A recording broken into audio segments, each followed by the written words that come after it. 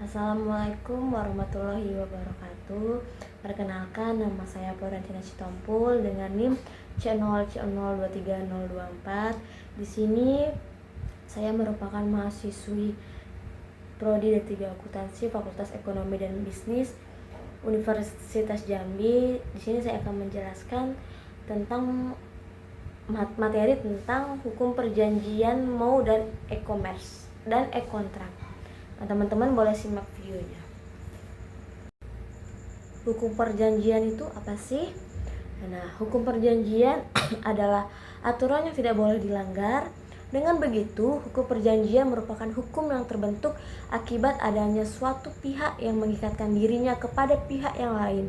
Atau dapat juga nih dikatakan hukum perjanjian suatu hukum yang terbentuk akibat seseorang yang berjanji kepada orang lain untuk melakukan suatu hal. Kemudian ada penafsiran perjanjian. Jika terjadi suatu sengketa antara para pihak dan atas sengketa tersebut tidak ada pengaturan yang jelas dalam perjanjian yang disepakati, maka bukan berarti perjanjian belum mengikat para pihak atau dengan sendirinya batal demi hukum. Karena pengadilan dapat mengisi kekosongan hukum tersebut melalui penafsiran untuk mengemukakan hukum yang berlaku bagi para pihak yang membuat perjanjian. Nah, kemudian ada asas-asas perjanjian. Yang pertama itu ada asas kepribadian, yaitu asas yang menyatakan seseorang hanya boleh melakukan perjanjian untuk dirinya sendiri.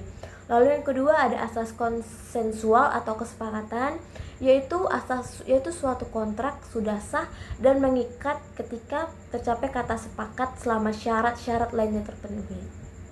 Lalu yang ketiga ada perjanjian bahwa suatu perjanjian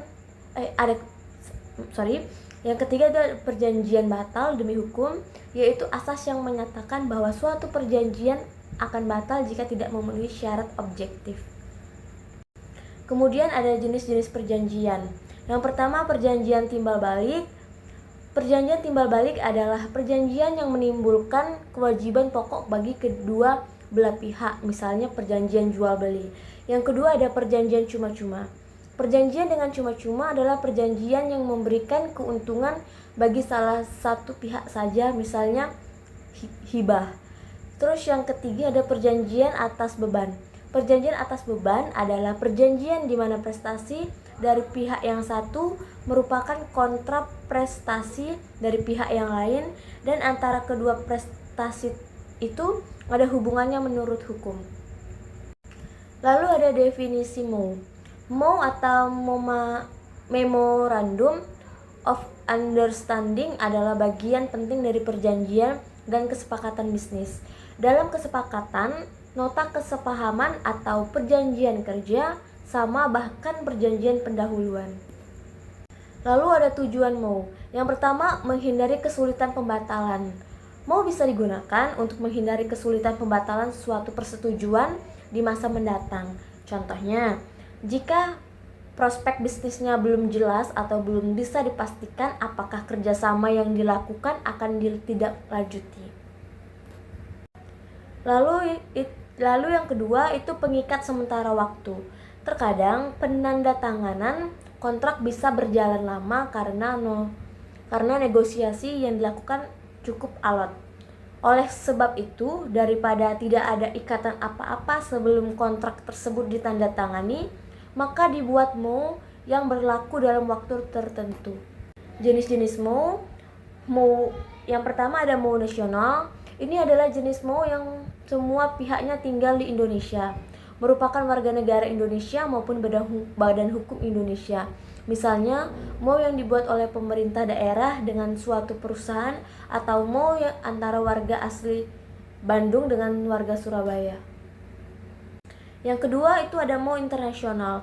Jenis yang kedua adalah MOU yang dibuat oleh pihak-pihak yang tinggal di negara yang berbeda. Artinya, satu pihak tinggal di Indonesia dan merupakan warga negara Indonesia, sementara pihak lainnya berasal dari negara lain. Umumnya, MOU dibuat ketika pemerintah Indonesia hendak bekerja sama dengan pemerintah, badan hukum, atau perusahaan asing. Yang kedua itu ada MOU internasional. Jenis yang kedua adalah MOU yang dibuat oleh pihak-pihak yang tinggal di negara yang berbeda.